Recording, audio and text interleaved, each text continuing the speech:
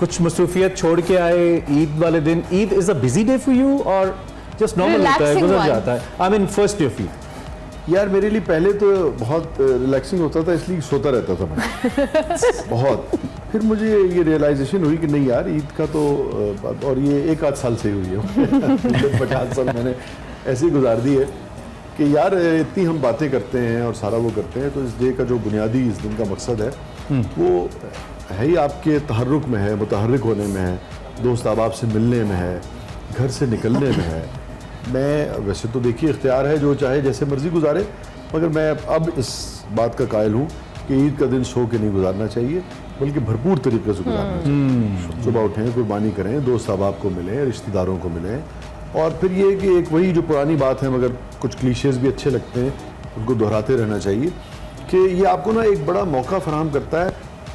वैसे तो वो अब एग्जैक्ट कंस्ट्रक्शन मुझे उसकी याद नहीं, मगर वो है ना कि रस्म दुनिया भी है, मौका भी है, दस्तूर भी है। बाज़ औक़ात आपकी अना के लिए ना एक दरवाज़ा खोल देता है ये दिन कि यार मेरा दिल तो नहीं कर रहा है, पर ईद का मौका है, चल यार आज मिल ले।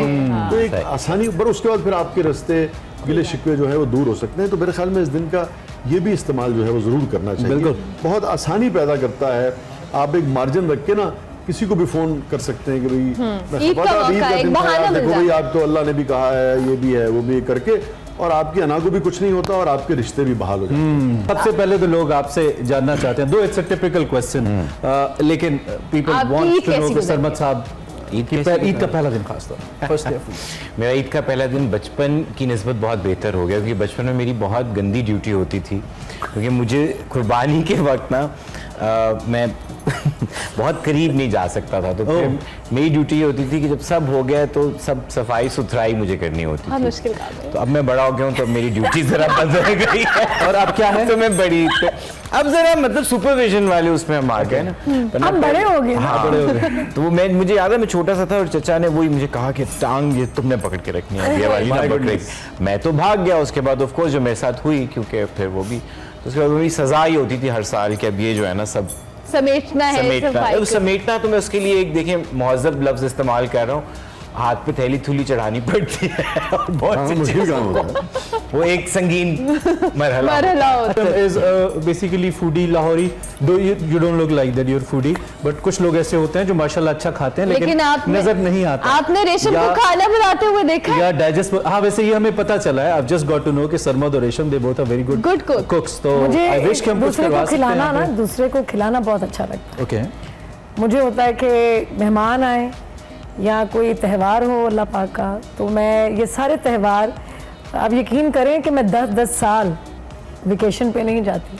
अच्छा। अब ईद है, ईद के बाद मुहर्रम है, मैंने खुद पकाना है, सारा उसका तमाम होता है, फिर रब्बुल अव्वल आता है, उसमें मैं पकाती हूँ। अरे वाह। तो वो अल्लाह का कोई भी त्यौहार मैं मिस नहीं करती। आपकी अक्सर मैं आप सोशल मीडिया के ऊपर देखती हूँ, आप बहुत क्वांटिटी में खाना बना रही होती हैं। वो लंगर है, वो लंगर आप बनाती हैं, तो ये आपको शौक है? क्योंकि मैंने मुहर्रम और रब्बुल अव्वल के अलावा भी आपको देखा है कि आप बहुत बड़ी मिकदार में बना रही होती है। ये आपका शौक है, पैशन है जिसको आप? मेरा पैशन है, मेरी मोहब्बत है अपने रब के साथ कि मैं उसकी दुखी इंसानियत के लिए कुछ ना कुछ थोड़ा बहुत करती रहूं। बहुत खूबसूरत। मैं यहाँ पे एक चीज़ ज़रूर कहना चाहूँगा कि हमारी शोबिस की खासतौर पे जो ख़वातीन है ना, इनके बारे में सोशल मीडिया पे जो लोगों का तासुर है ना, ये मैं ख़ास तौर पे ख़वातीन का जिक्र कर रहा हूँ। आपको क्या पता ज़िंदगी में ये लोग क्या क्या करते हैं, किस तरीके से करते हैं। और हम बहुत बड़े जज हैं ना, वी ऑलवेज जज पीपल कि यार इसकी तो ज़िंदगी शोबिस की है, तो इसकी ज़िंदगी में क्या नेकियाँ होंगी। हम लोग तो खुद सबसे बड़े जज बन जाते हैं। तो आई थिंक ये नहीं करना चाहिए। आप ये तौफीक की बात है, छोटे जज बन जाते हैं अंदर असलियत। अच्छा, कभी कभी मैं लोगों को जज किया करती थी, लेकिन वक्त के साथ मैंने फिर अल्लाह से तौबा की, मैंने माफ़ी मांगी कि मैं कौन होती हूँ ये जज करने वाली, मैं तो खुद इतनी गुनहगार, और या अल्लाह तो मुझे माफ़ फरमा। लेकिन अब मैं कहती हूँ कि मैं वो सोशल मीडिया पे ना, मैं एक दोस्त के कहने पे मैंने वीडियोस 3 साल पहले डालनी शुरू कर दी कि कहते हैं कि आप डाला करें ताकि लोगों को अपनी ये साइड भी पता चले, शायद कोई आपको देख के बनाए हो जाए। तो वहाँ पे जो मुझे दुआएं मिलती हैं, जो लोगों का प्यार मिलता है, तो मुझे और मोटिवेशन मिलती है। यू आर लकी इनफ कि आपको प्यार मिलता है, वरना ज्यादातर हम जब देखते हैं लोगों को हेट मिलता है। ऐसे आपको इतनी ज्यादा चीजें आपको मिलती हैं। और ये सोशल मीडिया की जहाँ हम बात करें, सर, मैं डू यू एग्री कि हमारे यहाँ सोशल मीडिया, वैसे तो आप इतने ज्यादा एक्टिव नहीं है, that's what I know, but still जो सोशल मीडिया पे नया ट्रेंड आ गया कि हम जज करते हैं and then we pass hate comments, और फिर उसको हम इतना ज्यादा एग्जेजरेट कर देते हैं कि शायद हमें रियलाइज नहीं होता कि अगले की पर्सनल या मेंटल हेल्थ पे उसका क्या इम्पैक्ट आ रहा है। दैट्स ट्रू जी, लेकिन मुझे यही लगता है कि उसमें जो कुछ ऐसा कर रहा है, सबसे पहले तो उसकी अपनी तालीम तरबियत का सवाल है। वाह। गाली निकालने वाले की तरबियत में गाली होगी मुझे लगता है, और गाली निकालना शायद सबको आता है, लेकिन फिर आपको तमीज़ सिखाई जाती है, राइट। तो अगर कोई वो फिल्टर हटा रहा है तो मुझे लगता है कि सबसे पहला अफसोस तो मुझे उस पर ही होता है कि अगर उसने कंस्ट्रक्टिवली कोई बात करनी थी तो फिर यकीनन वो तरीका कोई ऐसा ढूंढता या ढूंढती कि अगर आपने बात किसी के फायदे के लिए करनी, और अगर आप अपना गम गुस्सा या बिला वजह का आपको दिखा रहे हैं, फ्रस्ट्रेशन निकाल रहे हैं, तो सो डेफिनेटली हम सब जी इंसान हैं, आप पे वो असरअंदाज ज़रूर होती है, लेकिन धीरे धीरे यही समझ आया कि अब एक चौक है, उसमें आप खड़े हुए हैं, हर एक की आवाज़, हर एक की बात के ऊपर आपका कुड़ना जो है वो आपकी अपनी सेहत के लिए बुरा है। यू नीड टू डिसाइड कि किसकी बात अहम है और किसकी नहीं है, so you need to filter it. अब वही बात है सोशल मीडिया की, जो एक और मैड गेम है कि जी आपको इतने तादाद में लोग पसंद करें, फॉलो करें, नेचुरली तो उसमें हर तरह का रवैया आपको देखने को मिलेगा, you know. And I am sure वही इंसान किस वक्त किस उम्र के हिस्से में है। मुझे लगता है बहुत से ऐसे नौजवान हैं जिनको शायद समझ बूझ अभी वहाँ तक नहीं है, उनको नई नई एक आज़ादी लगती है कि हम कुछ भी कह दें, यू नो। तो बस, लेकिन I think it should be filtered. आपकी ईद कैसी गुजरती है, आप भी हमें बताएं।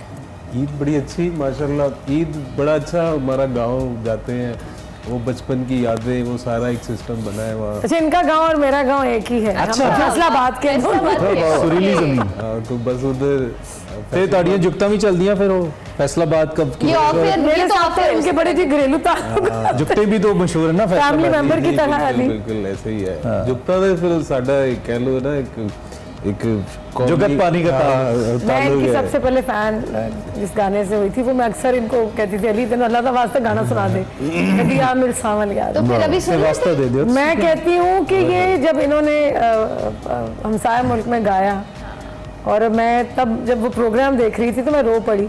तो ये जब पाकिस्तान आए, मैं जब भी ये इनसे मुलाकात होती है मैं कहती हूँ प्लीज वो वाला। तो बस अब आपकी और एक मुलाकात चीज हुई है, हम भी सुन लेते हैं। मुझे लगता है इसी बहाने समाओ से। रन क्या कह रहे हैं? मैं क्या आप रोना ना शुरू कर नहीं नहीं, मैं नहीं रोती, मैं यहाँ पे और इतनी खुश पक्के रहती हूँ। एक चीज जो मैं खास तौर पे अप्रिशिएट करना चाहता हूँ, जो आपका एक टोन है ना आपकी पूरी फैमिली में, जी, जी। वो बड़ा कमाल है। Thank you। मतलब बड़ा नेचुरल। यार मुझे लगता है प्लेबैक सरबत भाई बैठे हुए हैं। कल्चर टोन है। हाँ जी। इतना कल्चर टोन Yes। है कि मतलब अली बहुत ही गिफ्टेड है इस हवाले से। और बड़ा बाअदब। थैंक अली भाई दो बोल जरा, मतलब इसी अपनी आमिल। सरमत एक है ना कि एक आवाज हो और वो आवाज आप सुने और आपको एक मुहज्जब आवाज लगे, ये बहुत बड़ी बात है। जी, जी, जी। अली का ऐसा टोन He is है। one of them.